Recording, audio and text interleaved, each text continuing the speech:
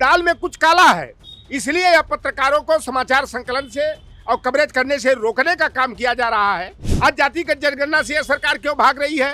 अगर सरकार जो है कि सेना की इतनी ही तैसी है तो अस्थायी रूप से आर्मी की भर्ती क्यों नहीं करती? लेकिन बड़ा सवाल ये है कि मोदी जी ये खुद कह रहे हैं कि मेरा गला घूटा जाता है, मुझे बोलने नहीं दिया जा रहा, मेरी आवाज को दबाया जा रहा है, और एक तरफ मीडिया कर्मियों को ही कैद कर दिया गया। उसको कैद करना ही कहते हैं, एक कमरे में क्यों बंद करना? देखिए, भारतीय मोदी जी जो है ना बड़े नाटकबाज किस्म के हैं। मोदी जी किसी को बख्शेंगे नहीं, इसके लिए सब लोग लोकतंत्र को आप मजबूत डरा रहे हैं। हाँ, डरा नहीं रहे हैं, सच्चाई है ये तो कहते हैं हमने माफियाओं को जड़ से खत्म कर दिया है, अपराध जड़ से खत्म कर दिया है। उत्तर प्रदेश की सरकारें दावा करती है ना, लेकिन अपने इनके बिरादरी के जो अपराधी हैं, माफिया हैं, दबंग हैं, हत्यारे हैं, उनके कितने लोगों पर बुलडोजर चल गया, कितने लोगों का इनकाउंटर हो गया।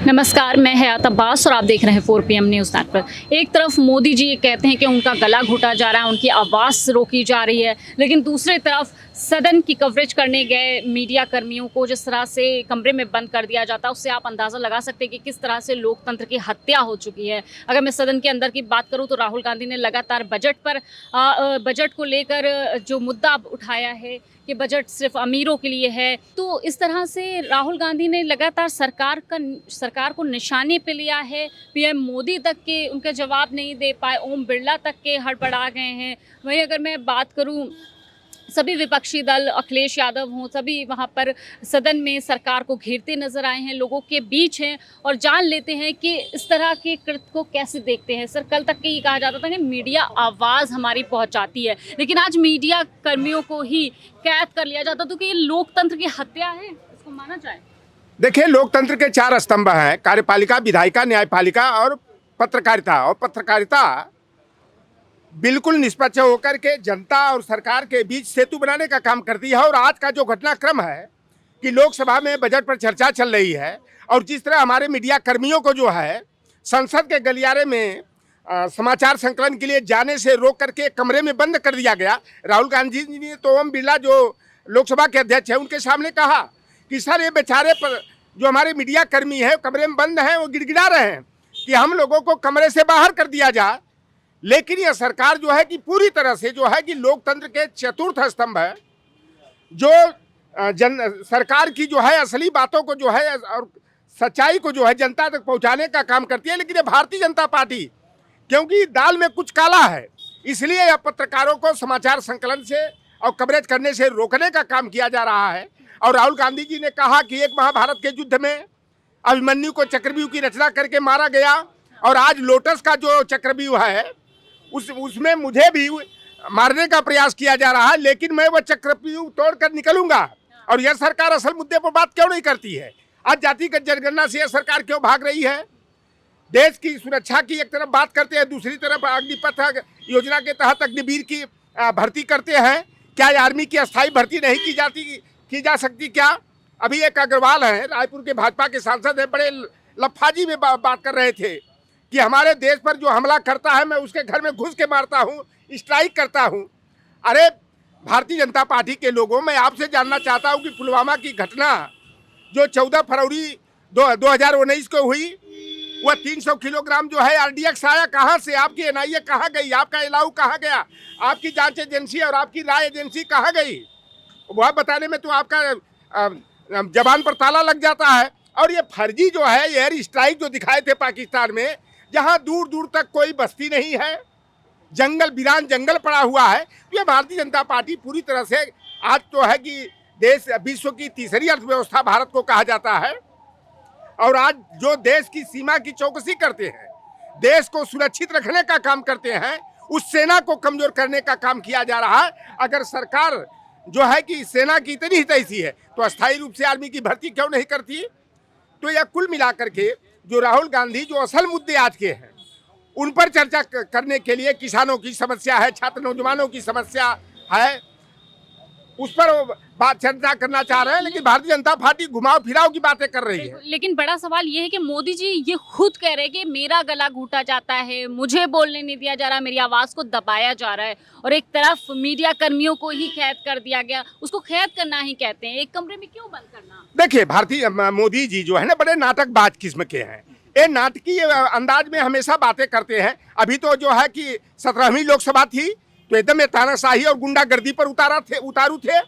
एक साथ 149 जो है कि प्रतिपक्ष के सांसदों का जो है निलंबन कर देना, क्या यह हमारे संसदीय परंपरा का गला घोटना नहीं था क्या? आज प्रतिपक्ष मजबूती से अपनी बात रख रहा है। भारतीय जनता पार्टी की सरकार जो है बैसाखियों पर चल रही है, तो आज मोदी जी कह रहे हैं कि हमको कैद किया जा रहा है, हाँ, हमारी जुबान पर ताला लगाया जा रहा है। मैं जानना चाहता हूं कि भारतीय जनता पार्टी की सरकार आखिर जो है मीडिया कर्मियों को एक कमरे में कैद क्यों किया? आखिर मीडिया कर्मियों से सरकार को डर क्यों है? तो यह सरकार वास्तव में घबराई हुई है, और इनकी घबराहट यह संदेश दे रही है कि इनकी विदाई जल्दी होने वाली है। कल तक के ये गोदी मीडिया तो यूं भी खामोश रहता था, कहा जाता है कि सरकार के कहने पे चल रहा है, लेकिन आज उन्होंने गोदी मीडिया को ही कैद कर लिया। नहीं, गोदी मीडिया नहीं कैद किया उन्होंने, वो सरकार नहीं चला रहे हैं, वो गिरोह चला रहे हैं। जो उनके गिरोह के बाहर थे उनको बंद कर दिया, बाकी गिरोह वाले सब अंदर थे। अच्छा, जो मीडिया थी उसको बंद किया गया, जो उनका संगठन था, जो उनके लोग थे उनको नहीं बंद किया गया। जो उनकी गिरोह के जो लोग जो थे वो एक रियल मीडिया थी उसको बंद किया गया है। जो गिरोह के बाहर वाले थे जो वो उनके बंद जो जिसको गोदी मीडिया बोलते हैं वो तो आज़ाद थे, उसको कौन बंद कर सकता है? वो तो मोदी जी के लोग हैं। मतलब जो आवाज उठाने वाले थे, जो जो- सवाल करने जो वाले थे जनता सरकार की- से, वो बंद थे। बस, जो बस, जनता वही की बात। आवाज उठा रहे थे उनको बंद किया गया। अब वो सरकार चला लगातार सदन में विपक्ष सवाल कर रहा है। एक तरफ दिल्ली में जिस तरह से आईएएस की कोचिंग चल रही थी, वहां बच्चों की मौत हो गई, उस पर भी सवाल उठाया कि बुलडोजर उन पे क्यों नहीं चलता है। अखिलेश यादव ने भी इस पर सवाल उठाया। हाँ, तो ये तो मोदी जी को करना चाहिए, कहाँ क्या है कहाँ कैसे। वहाँ पे तो 7 सांसद उनके हैं, उनका भी तो फर्ज बनता है। दिल्ली में वो बैठे हुए हैं, बाढ़ से बच्चे मर जा रहे हैं, वो भी मतलब कोई गरीब घर नहीं, बड़े घर के लोग बच्चों को कोचिंग करते हैं। उनको तो मोदी जी को फर्स्ट प्रायोरिटी देना चाहिए कि वो कैसे मरे, क्यों मरे।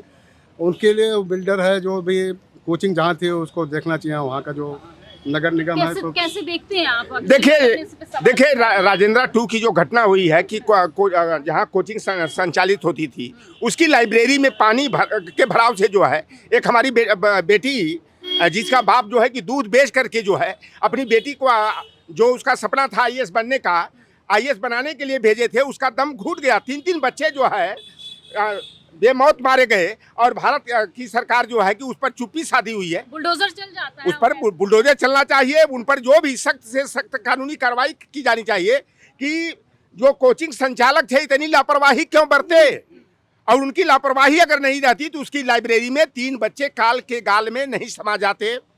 और इस पर चर्चा करने से सरकार घबरा रही है, सरकार भाग रही है। अगर वहीं कहीं दूसरी जगह पर जहां पर गैर भाजपा की सरकार है, अगर ऐसे घटना होता तो यही भारतीय जनता पार्टी वाले बवंडर खड़ा कर देते। अभी ये कर रहे हैं, विश्व की तीसरी अर्थव्यवस्था की बात कर रहे हैं। इनको इतने बेशर्म हैं, बेहया हैं, निर्लज्ज हैं कि इनको ये नहीं आता। कहते हैं कि हम तो चंद्रयान को चंद्रमा पर पहुंचा दिया। यह चंद्रयान कौन था? यह चंद्रयान 3 था। चंद्रयान 1, 2 तो कांग्रेस के सरकार में पहले गया था, और यह भी जो है कि 2008 में जब मनमोहन सिंह जी देश के प्रधानमंत्री थे, तो चंद्रयान 3 पर जो है कि कार्यक्रम इसरो के लोगों ने शुरू किया था। और यह अपनी वाहवाही ले रहे हैं, ताली बजा रहे हैं। लड़का कोई दूसरा पैदा करे, पप्पा ये कहेंगे। मतलब चांद पे पहुंचा दिया मोदी जी ने, लेकिन लोग बच्चों की जान नहीं बचा पाए।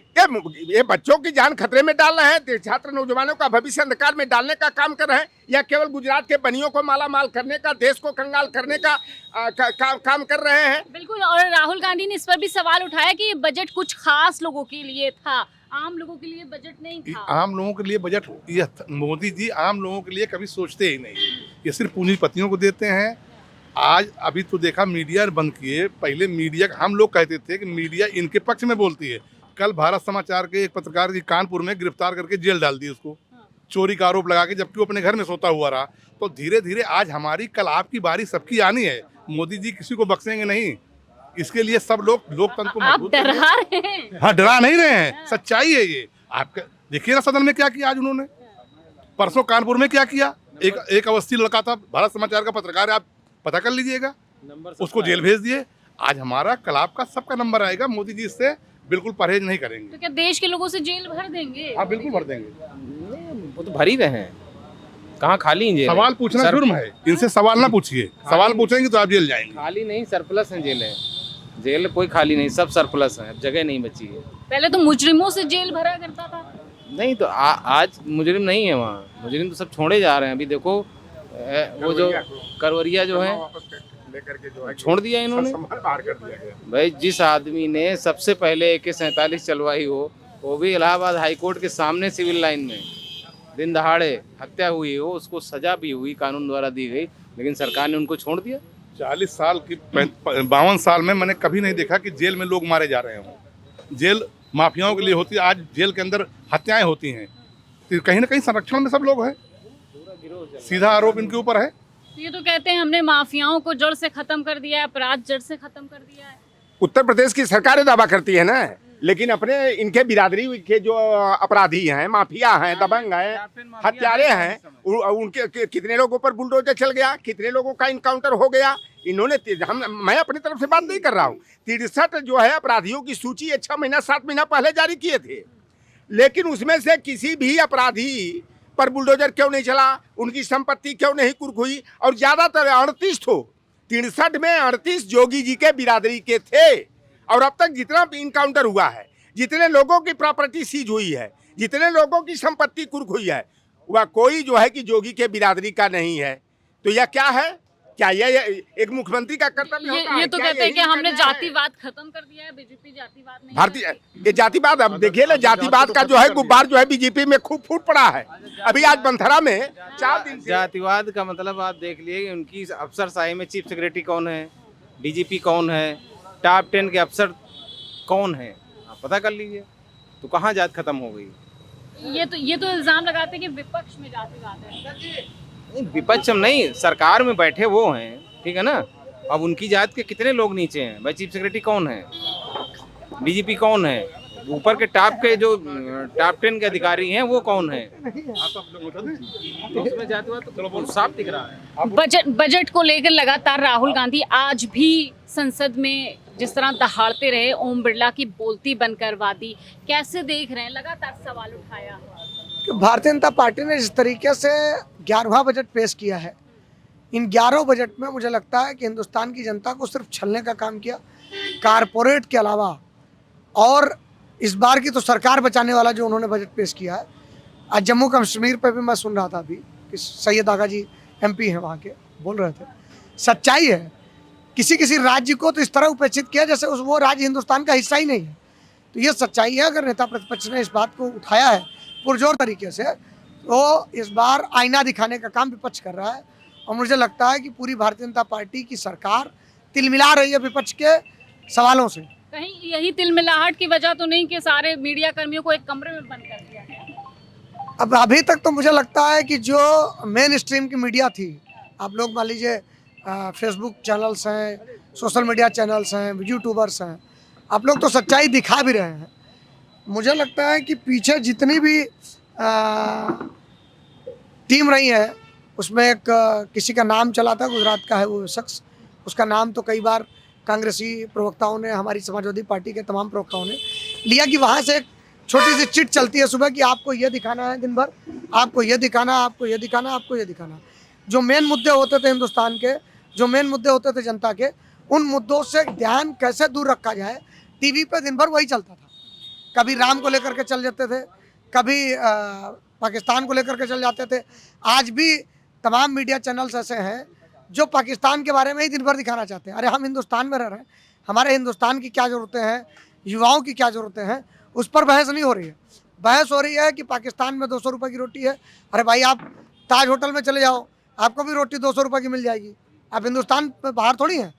अगर आप पाकिस्तान के किसी बड़े होटल की एक रोटी का रेट लेकर के चले आए हैं और आपने ये कह दिया, पाकिस्तान के किसी बड़े सिटी का आपने रेट ले लिया कि टमाटर वहाँ 500 रुपये किलो बिक रहा है, मतलब गोदी में तो आपके हिंदुस्तान में भी बॉम्बे जैसा शहर है जहाँ मैंने पहली बार गोभी को किलो में बिकते देखा, जहाँ मैंने पहली बार तरोई को दर्जन में बिकते देखा। तो ऐसी चीज़ें हैं जो हम लोग गांव में याद है कि लौकी बिकती थी तो वो पीस के हिसाब से बिकती थी, कद्दू बिकता था तो किलो के हिसाब से बिकता था, फूल गोभी या बंद गोभी बिकती थी तो वो पीस के हिसाब से बिकती थी। वहाँ आप चले जाओ तो पैकिंग है, अडानी की मोहर लगी हुई है।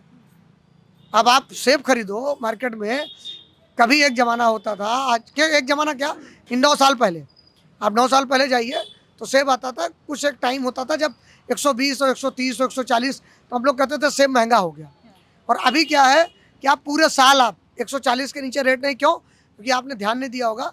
मैं आपके माध्यम से आपके दर्शकों को भी कहना चाहता हूँ, आप जब भी सेब खरीदने जाएँ तो एक छोटा सा गोल स्टिकर चिपका हुआ है, उस पर आप अगर गौर से, वो एक जो हम लोग पढ़ते थे उसको क्या कहते थे, वो कौन सा लेंस होता था, उस लेंस से अगर आप देखेंगे या किसी चश्मे से देखेंगे, उस पर आप छोटा छोटा अडानी लिखा रहता है। तो ये सब चीज़ें ऑलरेडी उन्होंने अडानी को दे रखी हैं और महंगाई पे बात नहीं करना चाहते हैं। आज तिलमिला रही थी संसद, मैंने देखा भी, मैं बहुत देर से सुन रहा था टीवी, अभी तक सुन के ही बाहर निकला हूँ पार्टी ऑफिस से। तो तिलमिलाहट है, और तिलमिलाहट है जनहित के मुद्दों पे, तिलमिलाहट है उन मुद्दों पे जो एक्चुअल जनता के हित के मुद्दे हैं, तिलमिलाहट है जातिवाद पे। जैसे अभी अध्यक्ष जी ने एक बात उठाई, मंत्रा में क्या हुआ कि विधायक से लेकर के वहाँ का सीओ, वहाँ का एडीसीपी, वहाँ का थाना अध्यक्ष, वहाँ का चौकी इंचार्ज, और आपने कार्रवाई किसके खिलाफ करी? वो एक मुस्लिम सिपाही था, 2 यादव दरोगा थे, उनके खिलाफ कार्रवाई करके आपने यह दिखाने की कोशिश करी कि हमने इनके खिलाफ कार्रवाई। अरे कार्रवाई करनी थी तो थाना जज के खिलाफ कार्रवाई करें, कार्रवाई करनी है तो हत्यारों के खिलाफ कार्रवाई करिए, जिन्होंने 92 में भी उसी परिवार की हत्या की थी। और आज तक आप क्यों बचा रहे हैं उनको? आज तक बुलडोजर क्यों नहीं चला उसके घर पे? या तो दूसरा दिन बुलडोजर पहुंच जा रहा है, हत्या हुई नहीं कि अगले दिन बुलडोजर खड़ा है, पता नहीं किस तारीख। ये तो कह रहे माफियाओं को खत्म कर रहे हैं। अरे देवरिया में तो सेम डे बुलडोजर पहुंच गया था, सेम डे बुलडोजर, इधर हत्या हुई, जबकि वहां तो बराबर की दोनों परिवारों में हत्या हुई थी, वहाँ सेम डे बुलडोजर पहुंचा दिया। और यहाँ आज आप 12-14 दिन के बाद भी बुलडोजर नहीं पहुंच पा रहे। तो ये है, जातिवाद को चरम पे ले जा रहे हैं। और इनके पास केवल एक, अभी बीजेपी का ही सांसद बोल रहा था, उसने उठते ही हम लोगों ने कहा कि अभी देखना 10 सेकंड के अंदर यह पाकिस्तान का नाम लेगा, और वही हुआ। उसने 10 सेकंड के अंदर कहा कि अरे आप लोग तो भारत देश के टुकड़े किए थे, पाकिस्तान आपने बनाया था। अरे पाकिस्तान हमने नहीं बनाया था, पाकिस्तान हिंदुस्तान के किसी व्यक्ति ने नहीं बनाया था। पाकिस्तान उस समय की जरूरत बन गई, और 2 देश के फाड़ तब हुए जब यहाँ एक सजातीय और एक सत्ता के केंद्र की लड़ाई हुई। और उस लड़ाई में जिन्ना जी भी चाहते थे कि मैं प्रधानमंत्री बनूं, और नेहरू जी भी चाहते थे प्रधानमंत्री बने। और जब परिवार में 2 मुखिया कोई बनना चाहता है तो अपने आप मुखिया की एक जिम्मेदारी बनती है कि एक एक हिस्से को दोनों को दे दिया जाए, और तुमसे कहा जाए भाई आप अपना हिस्सा चलाओ अच्छे से और आप अपना हिस्सा चलाओ अच्छे से। इसलिए वो समय की मांग थी, और उस समय की मांग के हिसाब से किया गया, क्योंकि दोनों ने देश को मिल करके आज़ाद कराया था।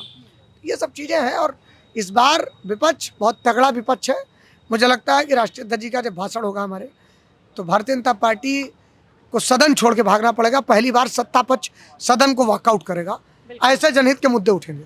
बिल्कुल, तो लगातार विपक्ष जिस तरह से मजबूत हुआ है और सदन में जिस तरह से गरज रहा है, उसे साफ तौर पे सत्ता पक्ष घबरा गए हैं। सत्ता पक्ष के जो नेता हैं वो बोल नहीं पा रहे हैं, क्योंकि लगातार जो जनहित के मुद्दे हैं उसको उठाया जा रहा है सदन में। तमाम इसी तरह अपडेट के लिए देखते रहे 4 PM। कैमरा पर्सन सत्यनारायण के साथ मैं हयात अब्बास, 4 PM न्यूज़।